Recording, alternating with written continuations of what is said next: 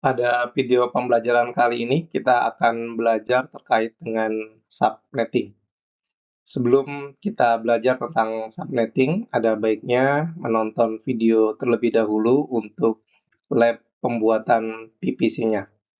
Seperti kita ketahui, subnet di AWS adalah bagian dari konsepnya Amazon PPC, Virtual Private Cloud, yang digunakan untuk memisahkan dan mengatur sumber daya di dalam jaringan PVC.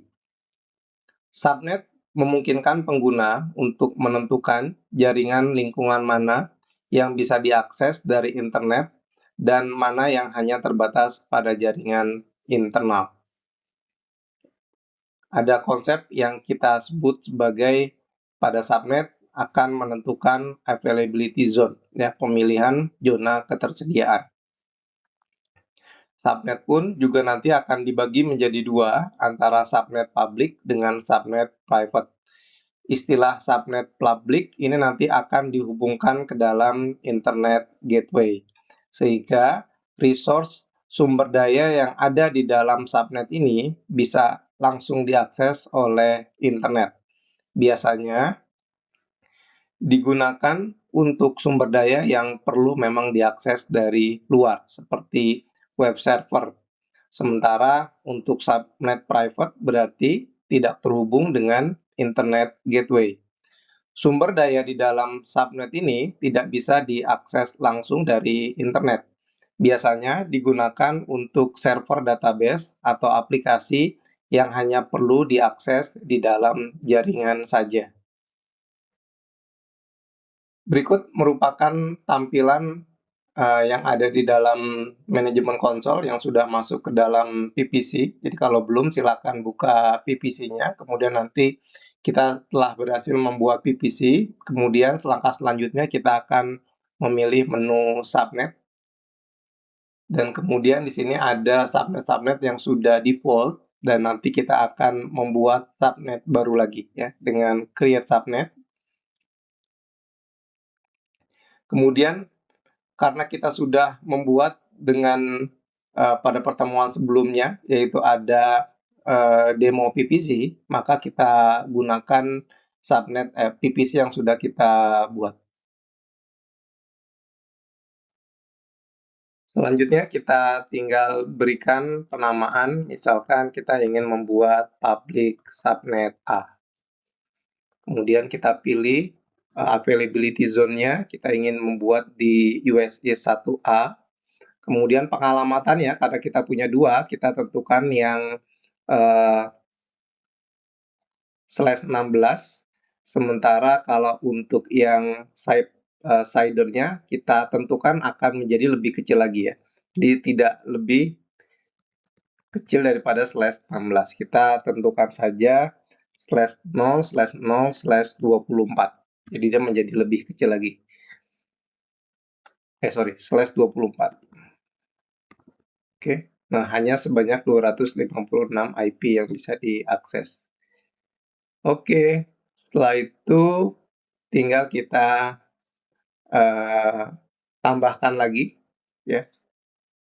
Jadi nanti kita akan punya banyak. Ini public subnet A, kemudian yang ke bawah kita buat misalkan public subnet B. Kemudian untuk zona ketersediaannya, kita pilih di 1B-nya. PPC-nya masih menggunakan 0/16, akan tetapi untuk subsidernya kita gunakan 1.0/24. Ya, jadi dia menjadi lebih kecil lagi.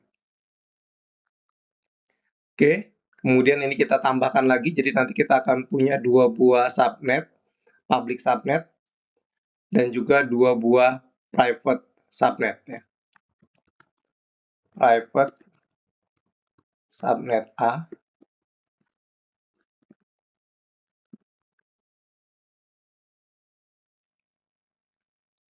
private subnet A kita samakan dengan yang di public subnet, ya. Kemudian untuk sidernya 16.0/20. Kemudian Kemudian kita tambahkan lagi untuk subnet yang terakhir, yaitu private subnet B-nya. Kita copy private subnet B. Kemudian tadi ini juga menggunakan USB 1B, USB 1B. Shadernya masih tetap, akan tetapi untuk ininya kita buat yang lebih kecil lagi. Jadi semuanya kelipatan ya. Ada 16, 32 sama 1.24 ya. Ini 32.0.20. Oke, untuk private subnet A. Setelah itu kita oke kan ya, kita create.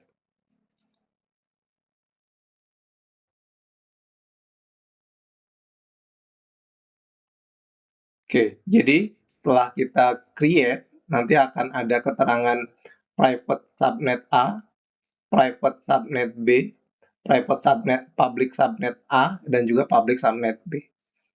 Jika kita lihat di sini, nanti masing-masing subnetnya sudah terlihat. Nah, untuk tahap pembuatan subnet sudah berhasil. Nanti kita akan masuk ke mengintegrasikan antara internet gateway pada public subnet A maupun public subnet B. Terima kasih.